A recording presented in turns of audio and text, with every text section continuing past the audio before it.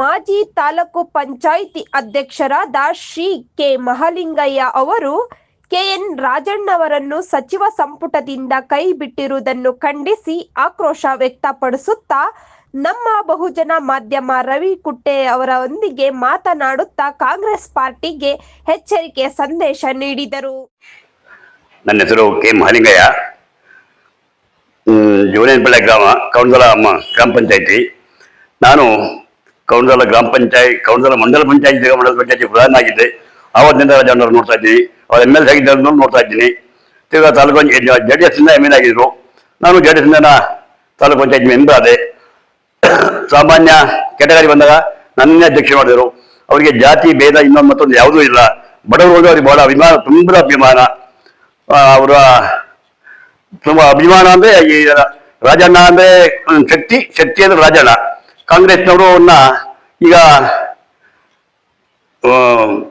ರಾಜೀನಾಮೆ ತಗೊಂಡಂಗೆ ಅವರ ಹಿರಿತನಕ್ಕೂ ಬೇಕಾದಂಗೆ ಸರ್ಕಾರ ವಜಾ ಮಾಡೋದು ಇದು ಕಾಂಗ್ರೆಸ್ಗೆ ಬಹಳ ತುತ್ತಾಗ್ಬೋದು ಮುಂದಿನ ದಿವಸಗಳಲ್ಲಿ.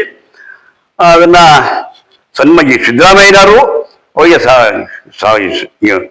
ಕನ್ವಿನ್ಸ್ ಮಾಡಿಕೊಂಡು ಅವಕಾಶ ಕೊಡದಂಗೆ ಏಕಾಏಕಿನ ಸಂಪರ್ಕ ವಜಾ ಮಾಡ್ರಿ ಅಂತ ಹೇಳಿ ಮಾಹಿತಿ ಕೊಟ್ಟವ್ರೆ.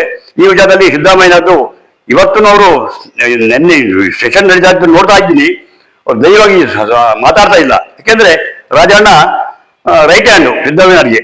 ಹಂಗಿದ್ದಾರನ್ನ ಅವರು ವಿವರಣೆಯನ್ನು ತಗೊಂಡಂಗೆ ಇನ್ನೊಂದು ಮಾಡ್ದಂಗೆ ಅವರು ವಜಾ ಮಾಡೋದನ್ನ ನಾವೆಲ್ಲ ಖಂಡಿಸ್ತೀವಿ, ಪಕ್ಷಾತೀತ ಖಂಡಿಸ್ತೀವಿ. ಇದು ಹಿಂಗೆ ಮುಂದುವರೆದ್ರೆ ಅವರಿಗೆ ಹಿರಿತನಕ್ಕೆ ಬೆಲೆ ಕೊಡ್ತಾರ.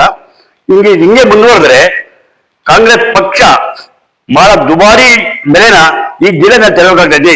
ಈಗಾದ್ರೂ ಕಾಂಗ್ರೆಸ್ ಅವರು ಎಚ್ಚೆತ್ಕೊಂಡು ಇದನ್ನು ಮರುಪರಿಶೀಲನೆ ಮಾಡಿ, ಇವತ್ತು ನಾಳೆಗೋ ಸಿದ್ದರಾಮಯ್ಯ ರಾಹುಲ್ ಗಾಂಧಿ ಫೋನ್ ಕರೆದವ್ರೆ.